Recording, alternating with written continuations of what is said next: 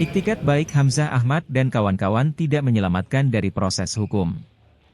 Walau sudah mengembalikan 1,5 miliar rupiah, mereka tetap dijadikan tersangka. Hamzah Ahmad 2 periode menjadi Direktur Utama PDAM Makassar. 2 tersangka lainnya yakni mantan Direktur Keuangan tahun 2020, Asdar Ali dan mantan Pelaksana Tugas Direktur Keuangan tahun 2019, Tiro Paranoan. Pada April 2023 lalu, ketiganya sebenarnya telah mengembalikan sebagian kerugian negara. Total dana yang dikembalikan mencapai 1,5 miliar rupiah dari total kerugian negara dalam kasus itu yang mencapai hampir 20 miliar rupiah. Kasih Penkum Kejati Sulsel Soetarmi mengatakan, pengembalian dilakukan Hamzah Ahmad dan kawan-kawan usai diperiksa sebagai saksi dalam kasus Haris Yassin Limpo dan Irawan Abadi. Soetarmi saat itu mengatakan, ada 6 saksi tambahan yang diperiksa. Termasuk mantan Wakil Wali Kota Makassar, Syamsu Rizal. Yang jelas ini kan penggunaan dana tantim, ya. Dana yang digunakan tanpa melalui prosedur, tanpa mekanisme yang benar. Ini kan mereka menggunakan dana PDAM, ya menurut kami diduga melawan hukum, ya. Dan hasil perhitungan kerugian negara oleh BPKP menyatakan bahwa dalam kasus ini menimbulkan kerugian negara yang harusnya menjadi milik PDAM. Mereka ambil sendiri dananya atau mereka bagi tapi ada yang dikantongi? Ada pembagiannya.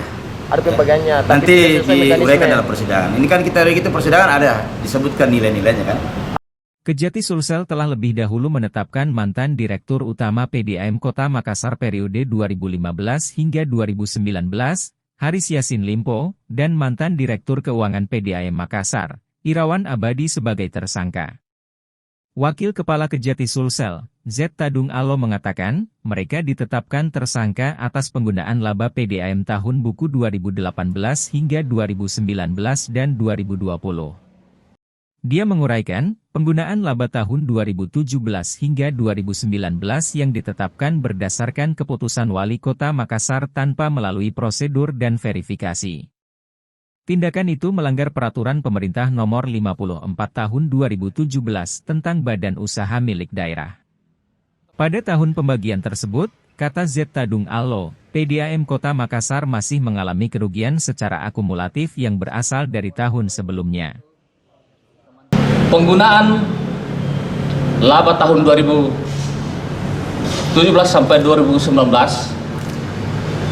yang ditetapkan berdasarkan keputusan Wali Kota Makassar tanpa melalui prosedur dan verifikasi serta melanggar ketentuan Peraturan Pemerintah Nomor 54 Tahun 2017 tentang Badan Usaha Milik Daerah.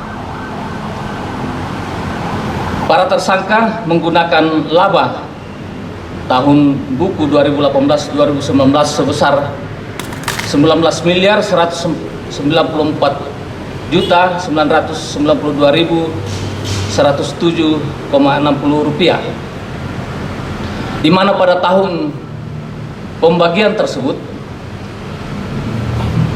PDAM Kota Makassar masih mengalami kerugian secara akumulatif yang berasal dari tahun sebelumnya,